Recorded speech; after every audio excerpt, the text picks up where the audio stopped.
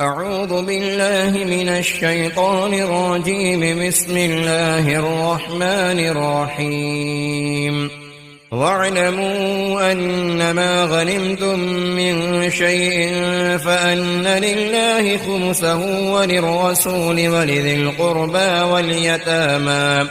واليتامى والمساكين وابن السبيل إن كنتم آمنتم بالله وما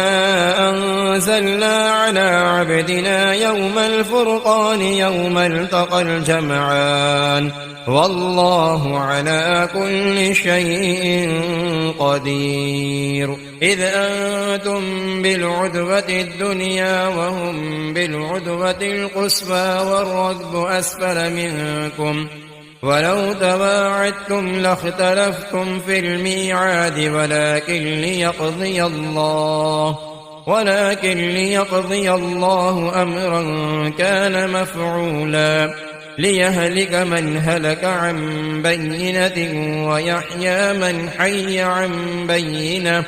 وإن الله لسميع عليم. إذ يريكهم الله في منامك قليلا ولو أراكهم كثيرا لفشلتم ولتنازعتم في الأمر ولكن الله سلم إنه عليم بذات الصدور. وإذ يريكموهم إذ التقيتم في أعينكم قليلا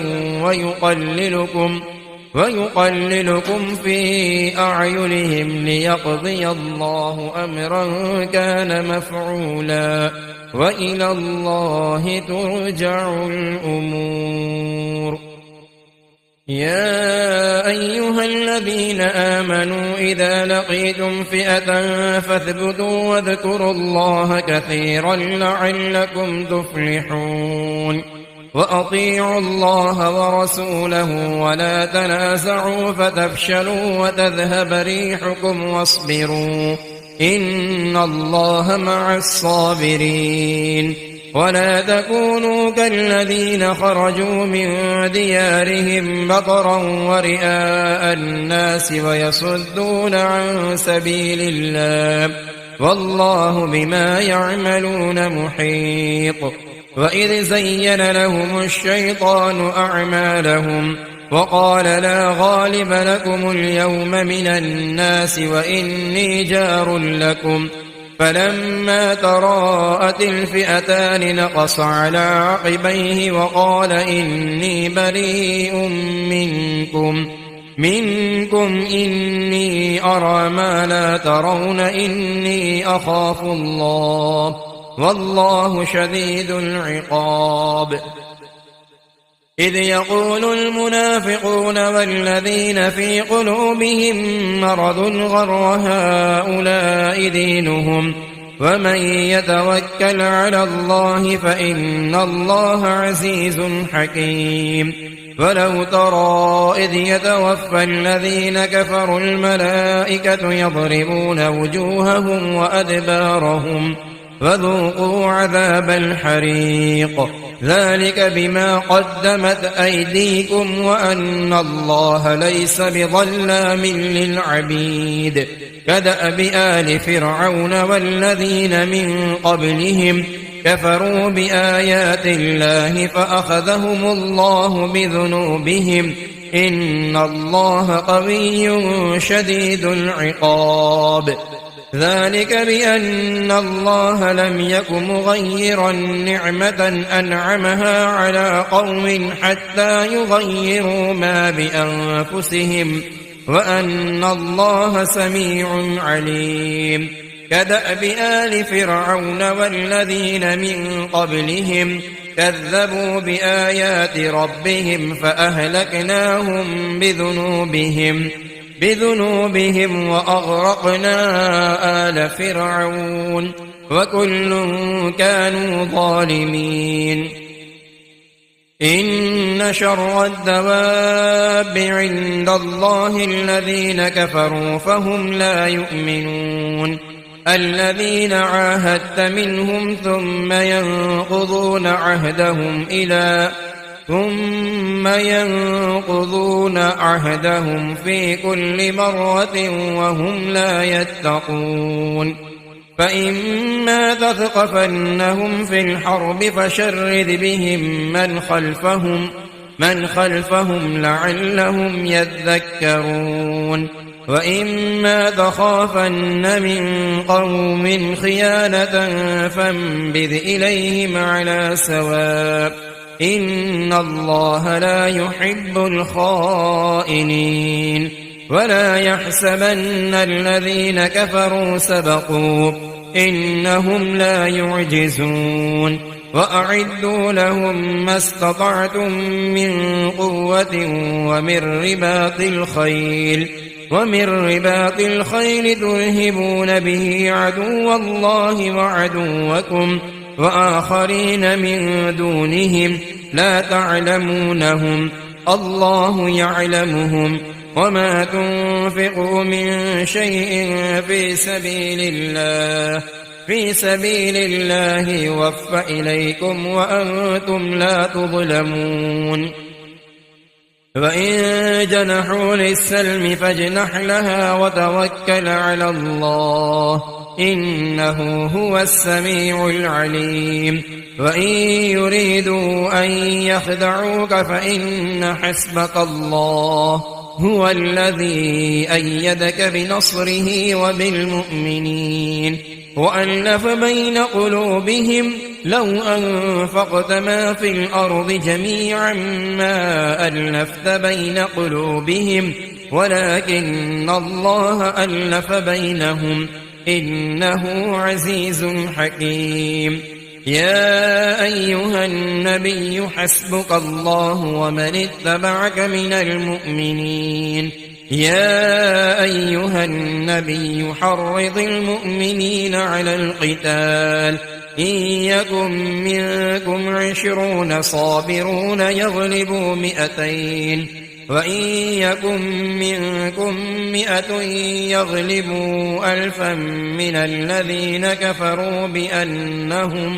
بأنهم قوم لا يفقهون الآن خفف الله عنكم وعلم أن فيكم ضعفا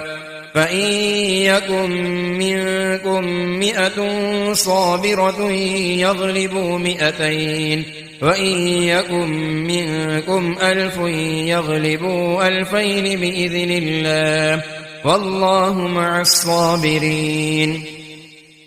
ما كان لنبي أن يكون له أسرى حتى يثخن في الأرض تريدون عرض الدنيا والله يريد الآخرة والله عزيز حكيم لولا كتاب من الله سبق لمسكم فيما أخذتم عذاب عظيم فكلوا مما غنمتم حلالا طيبا واتقوا الله إن الله غفور رحيم يا أيها النبي قل لمن في أيديكم من الأسرى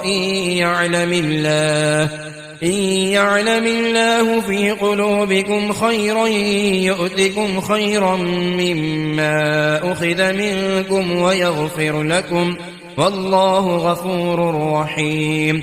وإن يريدوا خيانتك فقد خانوا الله من قبل فأمكن منهم والله عليم حكيم إن الذين آمنوا وهاجروا وجاهدوا بأموالهم وأنفسهم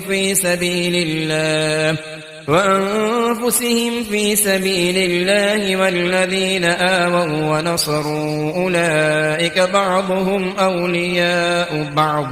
والذين آمنوا ولم يهاجروا ما لكم من ولايتهم من شيء حتى يهاجروا وإن استنصروكم في الدين فعليكم النصر إلا على قوم بينكم وبينهم ميثاق والله بما تعملون بصير والذين كفروا بعضهم أولياء بعض إلا تفعلوه تكن فتنة في الأرض وفساد كبير والذين آمنوا وهاجروا وجاهدوا في سبيل الله والذين آووا ونصروا أولئك هم المؤمنون حقا لهم مغفرة ورزق كريم والذين آمنوا من بعد وهاجروا وجاهدوا معكم فأولئك منكم وأولو الأرحام بعضهم أولى ببعض في كتاب الله إن الله بكل شيء عليم براءة من الله ورسوله إلا الذين عاهدتم من المشركين فسيحوا في الأرض 4 أشهر واعلموا أنكم غير معجز الله وأن الله مخزي الكافرين وأذان من الله ورسوله إلى الناس يوم الحج الأكبر أن الله بريء من المشركين ورسوله فإن تبتم فهو خير لكم وإن توليتم فاعلموا أنكم غير معجز الله وبشر الذين كفروا بعذاب أليم إلا الذين عاهدتم من المشركين ثم لم ينقصوكم شيئا ولم يظاهروا عليكم أحدا فأتموا إليهم عهدهم إلى مدتهم إن الله يحب المتقين فإذا انسلخ الأشهر الحرم فاقتلوا المشركين حيث وجدتموهم وخذوهم واحصروهم واقعدوا لهم كل مرصد فإن تابوا وأقاموا الصلاة وآتوا الزكاة فخلوا سبيلهم إن الله غفور رحيم وإن أحد من المشركين استجارك فأجره حتى يسمع كلام الله ثم أبلغه مأمنه ذلك بأنهم قوم لا يعلمون كيف يكون للمشركين عهد عند الله وعند رسوله إلا الذين عاهدتم عند المسجد الحرام فما استقاموا لكم فاستقيموا لهم إن الله يحب المتقين كيف وإن يظهروا عليكم لا يرقبوا فيكم إلا ولا ذمة يرضونكم بأفواههم وتأبى قلوبهم وأكثرهم فاسقون اشتروا بآيات الله ثمنا قليلا فصدوا عن سبيله إنهم ساء ما كانوا يعملون لا يرقبون في مؤمن إلا ولا ذمة وأولئك هم المعتدون فإن تابوا وأقاموا الصلاة وآتوا الزكاة فإخوانكم في الدين ونفصل الآيات لقوم يعلمون وإن نكثوا أيمانهم من بعد عهدهم وطعنوا في دينكم فقاتلوا أئمة الكفر إنهم لا أيمان لهم لعلهم ينتهون ألا تقاتلون قوما نكثوا أيمانهم وهموا بإخراج الرسول وهم بدؤوكم أول مرة أتخشونهم فالله أحق أن تخشوه إن كنتم مؤمنين قاتلوهم يعذبهم الله بأيديكم ويخزهم وينصركم عليهم ويشف صدور قوم مؤمنين ويذهب غيظ قلوبهم ويتوب الله على من يشاء والله عليم حكيم. أم حسبتم أن تتركوا ولما يعلم الله الذين جاهدوا منكم ولم يتخذوا من دون الله ولا رسوله ولا المؤمنين وليجة والله خبير بما تعملون. ما كان للمشركين أن يعمروا مساجد الله شاهدين على أنفسهم بالكفر أولئك حبطت أعمالهم وفي النار هم خالدون. إنما يعمر مساجد الله من آمن بالله واليوم الآخر وأقام الصلاة وآتى الزكاة ولم يخش إلا الله فعسى أولئك أن يكونوا من المهتدين.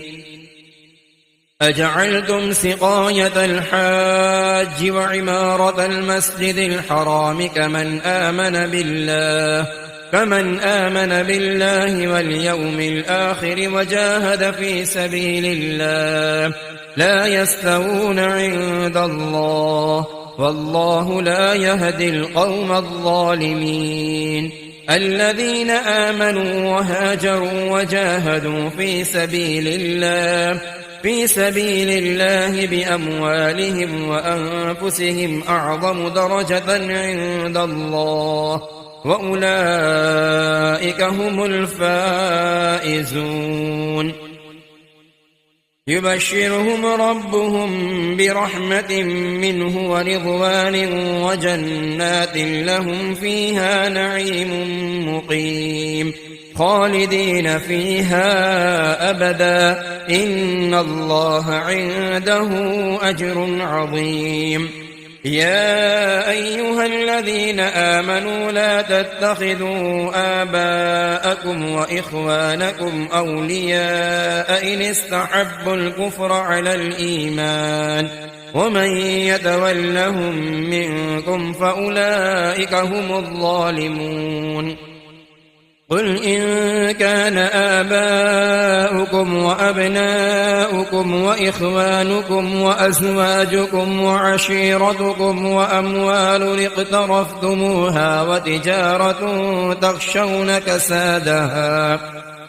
تخشون كسادها ومساكن ترضونها أحب إليكم من الله ورسوله وجهاد في سبيله فتربصوا حتى يأتي الله بأمره والله لا يهدي القوم الفاسقين. لقد نصركم الله في مواطن كثيرة ويوم حنين إذ أعجبتكم كثرتكم فلم تغن عنكم شيئا وضاقت عليكم الأرض بما رحبت ثم وليتم مدبرين. ثم أنزل الله سكينته على رسوله وعلى المؤمنين وأنزل جنودا لم تروها وعذب الذين كفروا وذلك جزاء الكافرين. ثم يتوب الله من بعد ذلك على من يشاء والله غفور رحيم. يا أيها الذين آمنوا إنما المشركون نجس فلا يقربوا المسجد الحرام بعد عامهم هذا وإن خفتم عيلة فسوف يغنيكم الله من فضله إن شاء إن الله عليم حكيم. قاتلوا الذين لا يؤمنون بالله ولا باليوم الآخر ولا يحرمون ما حرم الله ورسوله ولا يدينون دين الحق من الذين أوتوا الكتاب حتى يعطوا الجزية عن يد وهم صاغرون. وقالت اليهود عزير ابن الله وقالت النصارى المسيح ابن الله، ذلك قولهم بأفواههم يضاهئون قول الذين كفروا من قبل قاتلهم الله أنى يؤفكون. اتخذوا أحبارهم ورهبانهم أربابا من دون الله والمسيح ابن مريم، وما أمروا إلا ليعبدوا إلها واحدا لا إله إلا هو سبحانه عما يشركون. يريدون أن يطفئوا نور الله بأفواههم ويأبى الله إلا أن يتم نوره ولو كره الكافرون. هو الذي أرسل رسوله بالهدى ودين الحق ليظهره على الدين كله ولو كره المشركون. يا أيها الذين آمنوا إن كثيرا من الأحبار والرهبان ليأكلون أموال الناس بالباطل ويصدون عن سبيل الله، والذين يكنزون الذهب والفضة ولا ينفقونها في سبيل الله فبشرهم بعذاب أليم. يوم يحمى عليها في نار جهنم فتكوى بها جباههم وجنوبهم وظهورهم، هذا ما كنزتم لأنفسكم فذوقوا ما كنتم تكنزون. إن عدة الشهور عند الله 12 شهرا في كتاب الله يوم خلق السماوات والأرض منها 4 حرم، ذلك الدين القيم، فلا تظلموا فيهن أنفسكم وقاتلوا المشركين كافة كما يقاتلونكم كافة، واعلموا أن الله مع المتقين. إنما النسيء زيادة في الكفر يضل به الذين كفروا يحلونه عاما ويحرمونه عاما ليواطعوا عدة ما حرم الله فيحلوا ما حرم الله، زين لهم سوء أعمالهم والله لا يهدي القوم الكافرين. يا أيها الذين آمنوا ما لكم إذا قيل لكم انفروا في سبيل الله اثاقلتم إلى الأرض أرضيتم بالحياة الدنيا من الآخرة فما متاع الحياة الدنيا في الآخرة إلا قليل. إلا تنفروا يعذبكم عذابا أليما ويستبدل قوما غيركم ولا تضروه شيئا والله على كل شيء قدير. إلا تنصروه فقد نصره الله إذ أخرجه الذين كفروا ثاني اثنين إذ هما في الغار إذ يقول لصاحبه لا تحزن إن الله معنا، فأنزل الله سكينته عليه وأيده بجنود لم تروها وجعل كلمة الذين كفروا السفلى وكلمة الله هي العليا والله عزيز حكيم. انفروا خفافا وثقالا وجاهدوا بأموالكم وأنفسكم في سبيل الله ذلكم خير لكم إن كنتم تعلمون. لو كان عرضا قريبا وسفرا قاصدا لاتبعوك ولكن بعدت عليهم الشقة وسيحلفون بالله لو استطعنا لخرجنا معكم يهلكون أنفسهم والله يعلم إنهم لكاذبون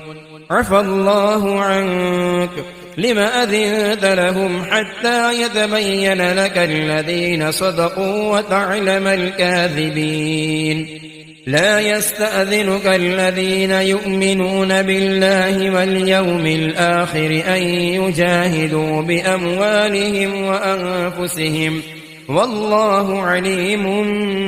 بالمتقين إنما يستأذنك الذين لا يؤمنون بالله واليوم الآخر وارتابت قلوبهم فهم في ريبهم يترددون ولو أرادوا الخروج لأعدوا له عدة ولكن كره الله بعاثهم فثبطهم وقيل اقعدوا مع القاعدين لو خرجوا فيكم ما زادوكم إلا خبالا ولأوضعوا خلالكم يبغونكم الفتنة وفيكم سماعون لهم والله عليم بالظالمين لقد ابتغوا الفتنة من قبل وقلبوا لك الأمور حتى جاء الحق وظهر أمر الله وهم كارهون ومنهم من يقول ذلي ولا تفتني ألا في الفتنة سقطوا وإن جهنم لمحيطة بالكافرين إن تصبك حسنة تسؤهم وإن تصبك مصيبة يقولوا قد أخذنا أمرنا من قبل ويتولوا وهم فرحون قل لن يصيبنا إلا ما كتب الله لنا هو مولانا وعلى الله فليتوكل المؤمنون قل هل تربصون بنا إلا إحدى الحسنيين ونحن نتربص بكم أن يصيبكم الله بعذاب من عنده أو بأيدينا فتربصوا إنا معكم متربصون قل أنفقوا طوعا أو كرها لن يتقبل منكم إنكم كنتم قوما فاسقين وما منعهم أن تقبل منهم نفقاتهم إلا أنهم كفروا بالله وبرسوله ولا يأتون الصلاة إلا وهم كسالى ولا ينفقون إلا وهم كارهون فلا تعجبك أموالهم ولا أولادهم إنما يريد الله ليعذبهم بها في الحياة الدنيا وتزهق أنفسهم وهم كافرون ويحلفون بالله إنهم لمنكم وما هم منكم ولكنهم قوم يفرقون لو يجدون ملجأ أو مغارات أو مدخلا لولوا إليه وهم يجمحون ومنهم من يلمسك في الصدقات فإن أعطوا منها رضوا وإن لم يعطوا منها إذا هم يسخطون ولو أنهم رضوا ما آتاهم الله ورسوله وقالوا حسبنا الله سيؤتينا الله من فضله ورسوله إنا إلى الله راغبون إنما الصدقات للفقراء والمساكين والعاملين عليها والمؤلفة قلوبهم وفي الرقاب والغارمين وفي سبيل الله وابن السبيل فريضة من الله والله عليم حكيم. ومنهم الذين يؤذون النبي ويقولون هو أذن قل أذن خير لكم يؤمن بالله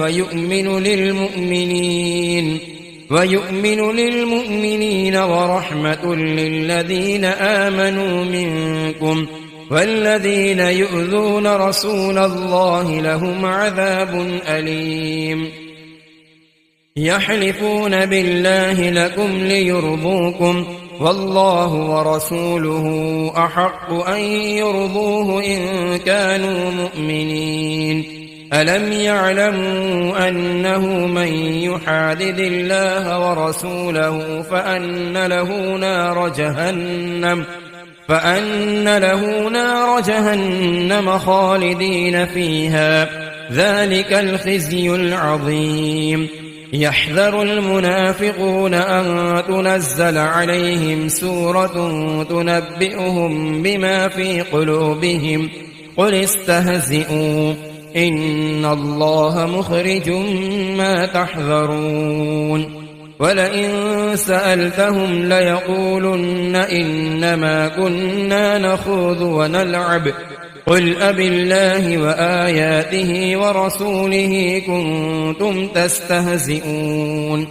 لا تعتذروا قد كفرتم بعد إيمانكم إن نعف عن طائفة منكم نعذب طائفة بأنهم كانوا مجرمين. المنافقون والمنافقات بعضهم من بعض يأمرون بالمنكر وينهون عن المعروف ويقبضون أيديهم نسوا الله فنسيهم إن المنافقين هم الفاسقون. وعد الله المنافقين والمنافقات والكفار نار جهنم خالدين فيها هي حسبهم ولعنهم الله ولهم عذاب مقيم. كالذين من قبلكم كانوا أشد منكم قوة وأكثر أموالا وأولادا فاستمتعوا بخلاقهم فاستمتعتم بخلاقكم كما استمتع الذين من قبلكم بخلاقهم وخذتم كالذي خاضوا أولئك حبطت أعمالهم في الدنيا والآخرة وأولئك هم الخاسرون. ألم يأتهم نبأ الذين من قبلهم قوم نوح وعاد وثمود وقوم إبراهيم وأصحاب مدين والمؤتفكات أتتهم رسلهم بالبينات فما كان الله ليظلمهم ولكن كانوا أنفسهم يظلمون. والمؤمنون والمؤمنات بعضهم أولياء بعض يأمرون بالمعروف وينهون عن المنكر ويقيمون الصلاة ويؤتون الزكاة ويطيعون الله ورسوله أولئك سيرحمهم الله إن الله عزيز حكيم. وعد الله المؤمنين والمؤمنات جنات تجري من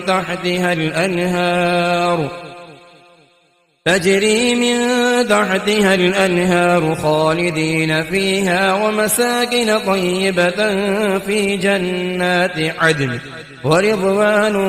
من الله أكبر ذلك هو الفوز العظيم. يا أيها النبي جاهد الكفار والمنافقين واغلظ عليهم ومأواهم جهنم وبئس المصير يحلفون بالله ما قالوا ولقد قالوا كلمة الكفر وكفروا بعد إسلامهم وهموا بما لم ينالوا وما نقموا إلا أن أغناهم الله ورسوله من فضله فإن يتوبوا يك خيرا لهم وإن يتولوا يعذبهم الله عذابا أليما في الدنيا والآخرة وما لهم في الأرض من ولي ولا نصير ومنهم من عاهد الله لئن آتانا من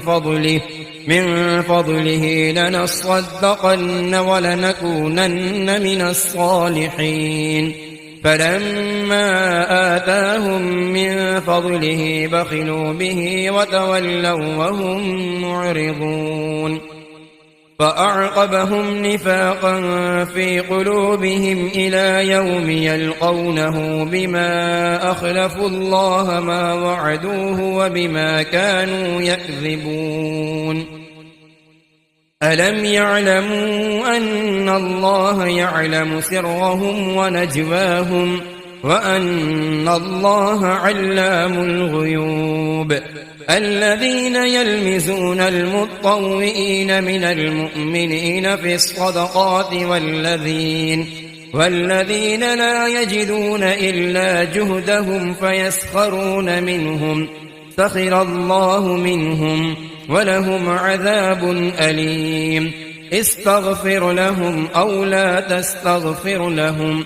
إن تستغفر لهم 70 مرة فلن يغفر الله لهم ذلك بأنهم كفروا بالله ورسوله والله لا يهدي القوم الفاسقين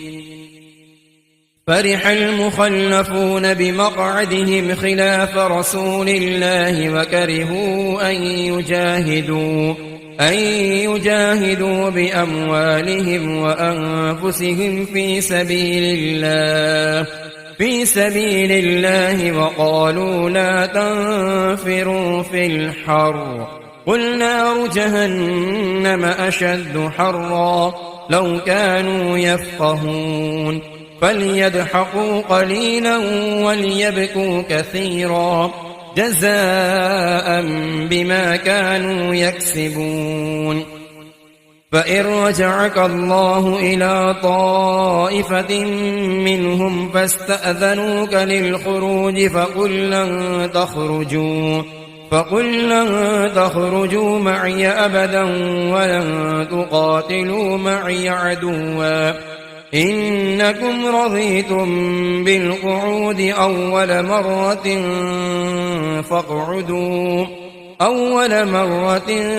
فاقعدوا مع الخالفين ولا تصل على أحد منهم مات أبدا ولا تقم على قبره إنهم كفروا بالله ورسوله وماتوا وهم فاسقون ولا تعجبك أموالهم وأولادهم إنما يريد الله أن يعذبهم بها في الدنيا وتزهق أنفسهم وهم كافرون وإذا أنزلت سورة أن آمنوا بالله وجاهدوا مع رسوله استأذنك أولو الطول منهم وقالوا ذرنا نكن مع القاعدين رضوا بأن يكونوا مع الخوالف وطبع على قلوبهم فهم لا يفقهون لكن الرسول والذين آمنوا معه جاهدوا بأموالهم وأنفسهم وأولئك لهم الخيرات وأولئك هم المفلحون أعد الله لهم جنات تجري من تحتها الأنهار خالدين فيها، ذلك الفوز العظيم. وجاء المعذرون من الأعراب ليؤذن لهم، وقعد الذين كذبوا الله ورسوله، فيصيب الذين كفروا منهم عذاب أليم. ليس على الضعفاء ولا على المرضى ولا على الذين لا يجدون ما ينفقون حرج إذا نصحوا لله ورسوله، ما على المحسنين من سبيل، والله غفور رحيم. ولا على الذين إذا ما أتوك لتحملهم قلت لا أجد ما أحملكم عليه، فولوا وأعينهم تفيض من الدمع حزنا ألا يجدوا ما ينفقون. إنما السبيل على الذين يستأذنونك وهم أغنياء رضوا بأن يكونوا مع الخوالف وطبع الله على قلوبهم فهم لا يعلمون.